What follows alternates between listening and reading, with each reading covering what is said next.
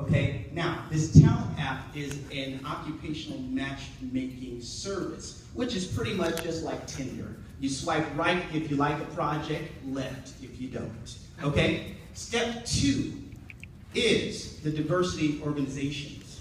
Now, there are a million different diversity organizations, but each and every last one only works within themselves. Okay, this is the difference. Okay, we have our advisory boards as well as myself. I'm connected with every network and all of these amazing production companies, and it's time for us to actually open our Rolodex to our groups. Okay, so that's what we're here to do.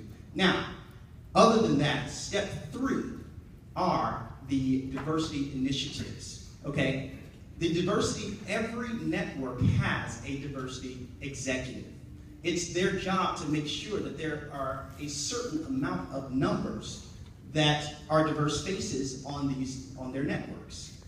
Our job is to make sure that we pipeline our talent directly from HDA to these diversity executives, making sure that they have nothing but the best because our people are 100% vetted. Okay? Now, next are the network aggregations. That's not only broadcast, but digital, public broadcast, as well as, what's left? Cable, okay? So we're hitting every aspect of this whole output when it comes down to entertainment. We're not just focusing on one area, but we're focusing on them all, as well as studios, excuse me. Now, our next step is,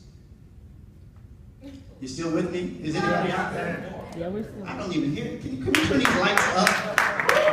Let me turn the lights up so I can see the people, please. I mean, Lord have mercy, it's dark. Turn these lights up so I can see and make some connections. Thank you. Thank you. Our next step are the pitch meetings. Now, this is something that is not done from everyone else. There is not another group. There is nothing outside of having an agent that will have you seen with an executive, period. You must have an agent to do such a thing. Our job is developing not only these relationships with the development executives at these networks, but our job is to make sure that every month you as talent are able to directly connect with these diversity initiatives as well as the development executives. Okay? Now, not only that, in April of 2017, we will be having the Black Hollywood Summit in Dallas, Texas at the Black Academy of Arts and Letters, where you will be able to meet with all of the executives from every network, not just the diverse networks, but every single network out there.